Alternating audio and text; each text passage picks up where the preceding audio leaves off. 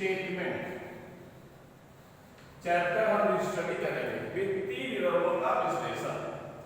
जैसा जानते हैं इसमें वित्तीय भी शब्द है, वित्तीय विवरण भी है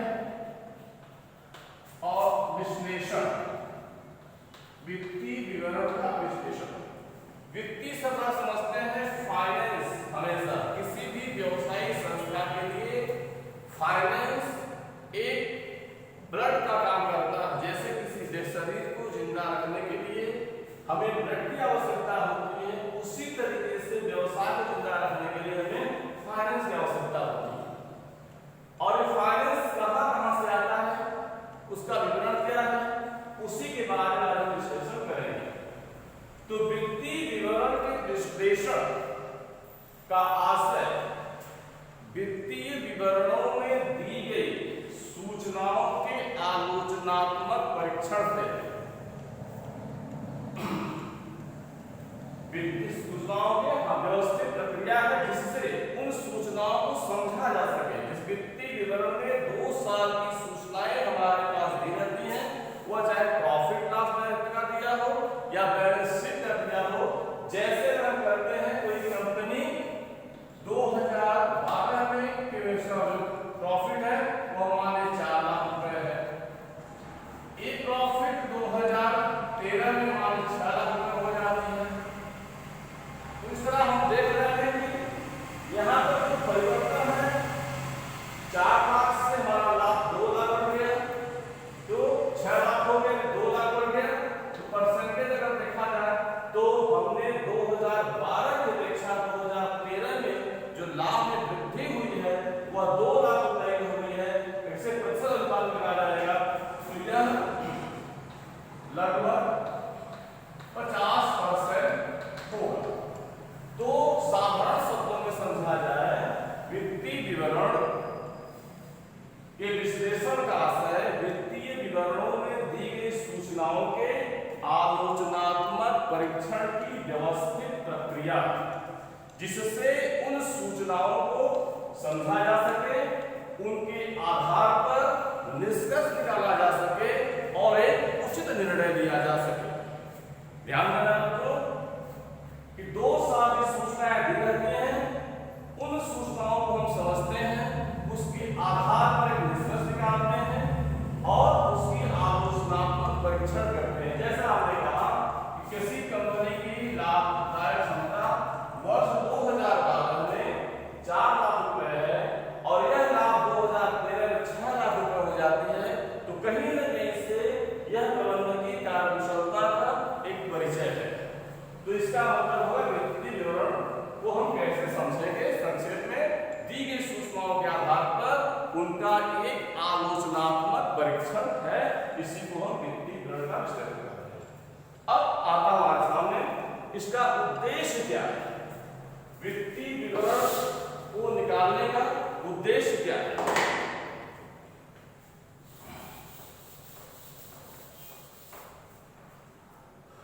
उद्देश्य वित्तीय विवरण का उद्देश्य, पहला उद्देश्य है लाभदायकता अथवा अर्जन क्षमता का निर्माण करना। लाभदायकता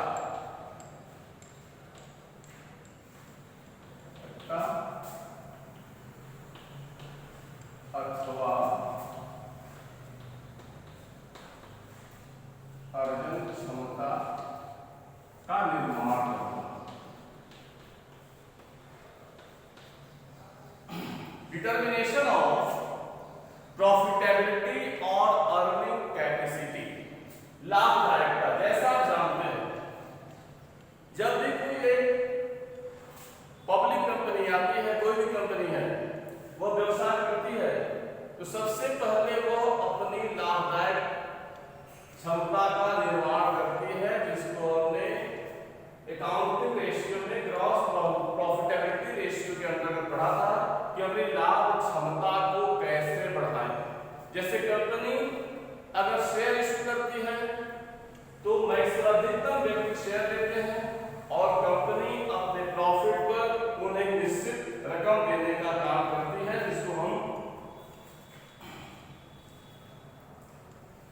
जिसके आधार पर हम लाभदायकता या अर्जन क्षमता का निर्माण करते हैं। कंपनी की जो भी प्रॉफिट होती है वह सारा प्रॉफिट यूज नहीं करती है, उस प्रॉफिट से कुछ परसेंटेज निकालकर वह अपने फ्यूचर यूटिलाइजेशन में भविष्य में उसका उपयोग करने के लिए अपने पास वह रखती है। इसी को हम लाभदायकता अथवा अर्जन क्षमता का निर्माण करते हैं। अर्निंग कैपेसिटी, कंपनी की अर्निंग कहाँ से हो रही है, उस कैपेसिटी क्या है। सेकेंडली है प्रबंधकीय कार्यक्षमता का निर्धारण। प्रबंधकीय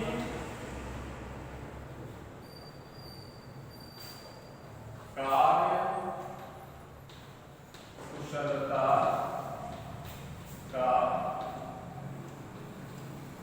निर्धारण। Determination of managerial efficiency, determination of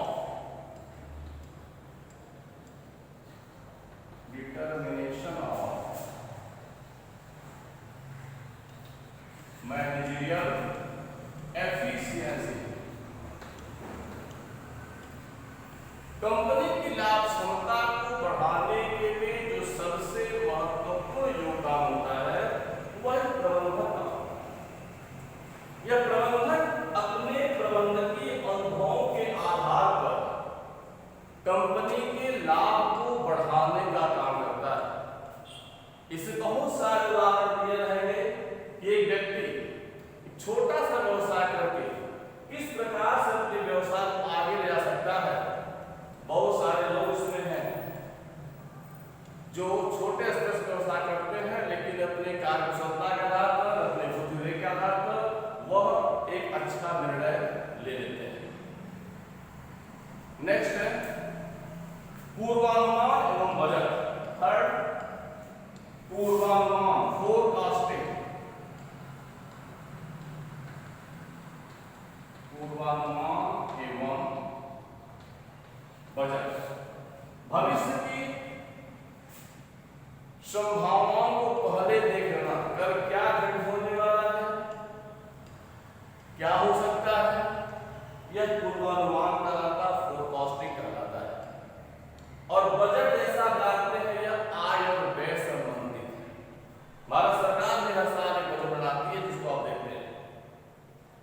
तो कोई भी व्यवसाय, कोई भी बिजनेसमैन अपनी व्यवसाय गतिविधियों को देख करके, अपने मार्केट कंडीशन को देख करके वह अनुमान लगा सकता है और उसी के आधार पर अपना बजट बनाता है, जो वित्तीय विवरण का महत्वपूर्ण उद्देश्य होता है। नेक्स्ट, फर्मों की आपसी तुलना। दो फर्मों की आपसी तुलना। फर्मों की आपसी तुलना। अगर दो फर्म एक ही साथ काम कर रही हैं, एक ही छत के नीचे दो प्रकार के बिजनेस हैं, तो ये दोनों आपस में एक दूसरे से कंपैरिजन करके व्यवसाय की स्थिति का अनुमान लगा सकते हैं।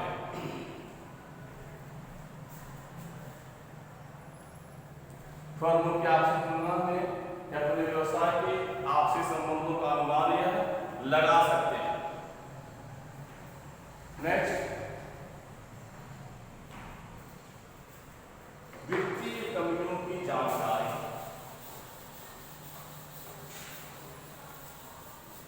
नेक्स्ट पॉइंट है वित्तीय कमियों की जानकारी। नॉलेज ऑफ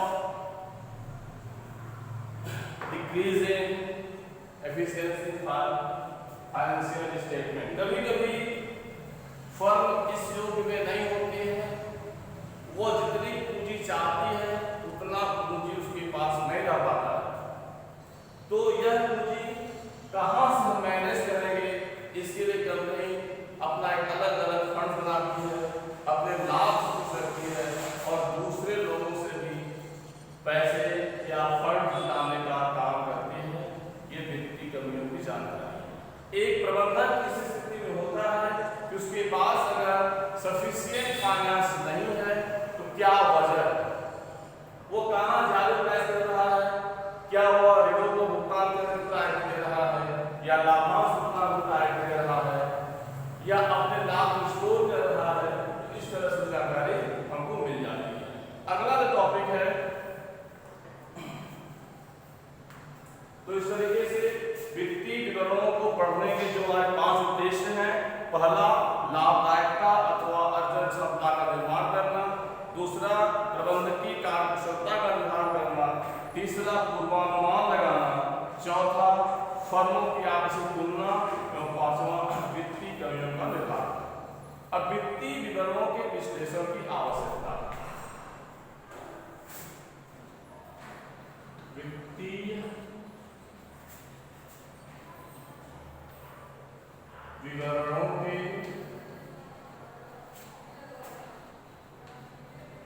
विश्लेषण की आवश्यकता। Needs for analysis of financial statement. Needs for analysis of financial statement. पहला है इसमें फर्स्ट अंश पूंजी विश्लेषण। फर्स्ट अंश पूंजी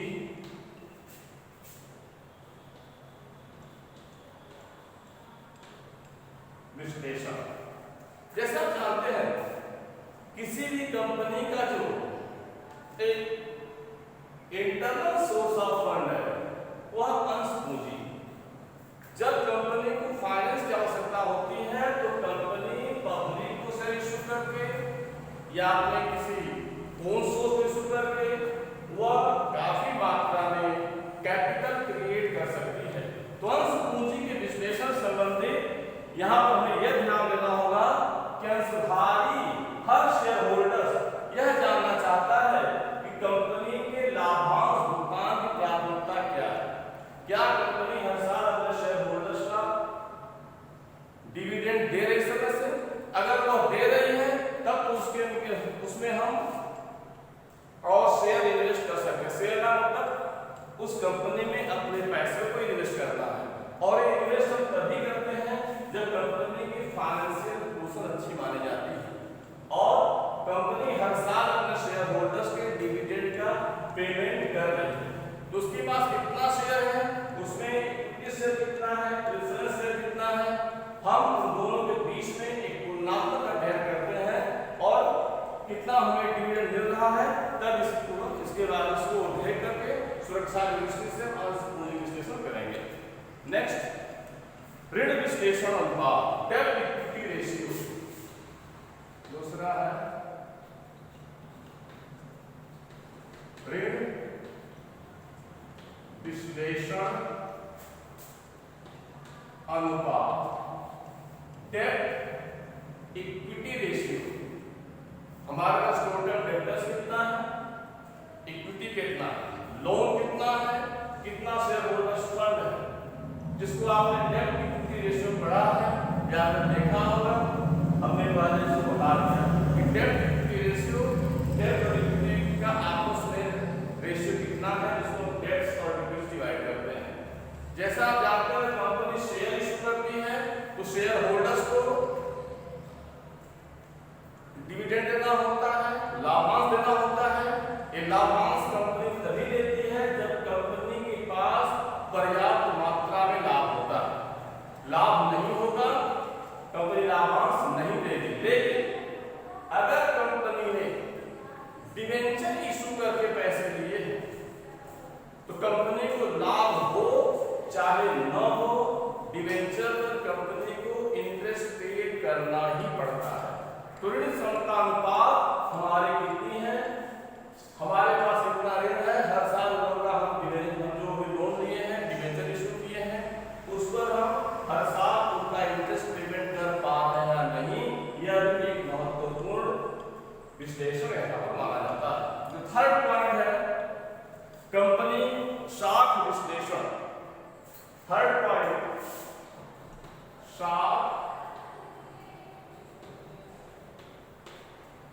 विश्लेषण। क्रेडिट वर्थिनेस कहा जाता है समय पर भुगतान करने की क्षमता का नाम क्रेडिट विश्लेषण है, क्रेडिट एनालिसिस है। जैसे अमूमन आप जानते हैं कंपनी का जो एक आइडल करंट रेशियो होता है वो 2:1 है। कंपनी का आइडल करंट रेशियो 2:1 माना जाता है। यानी हमारे पास लायबिलिटी की अपेक्षा एसेट्स 2 गुना है।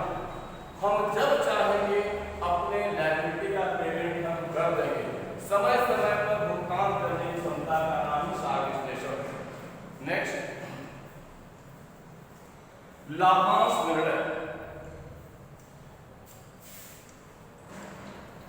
नेक्स्ट है लाभांश निर्णय। Decision of dividend. कंपनी की हर साल एक एनुअल जनरल मीटिंग होती है जिसमें सभी शेयर होल्डर्स पार्टिसिपेट करते हैं, भाग लेते हैं। तो कंपनी को कब लाभांश देना है यह निर्णय कंपनी के सारे शेयर होल्डर्स को लाभांश कब देना है ये सभी लोग मिलकर करते हैं। कंपनी के बोर्ड ऑफ डायरेक्टर्स की मीटिंग होती है जिसमें शेयर होल्डर्स होते हैं, उनके बीच में जो कुछ मेंबर होते हैं वह भी वहां पर पार्टिसिपेट करते हैं और वहां पर लाभांश को बढ़ाना है या लाभांश कब करना है, लाभांश देना है, कितना देना है, ये सारी कंपनी के एनुअल जनरल मीटिंग में डिसाइड होती है। नेक्स्ट है व्यवसाय संचालन विश्लेषण।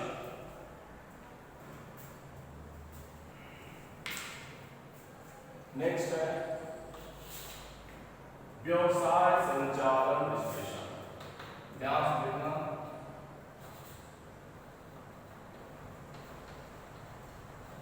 व्यवसाय संचालन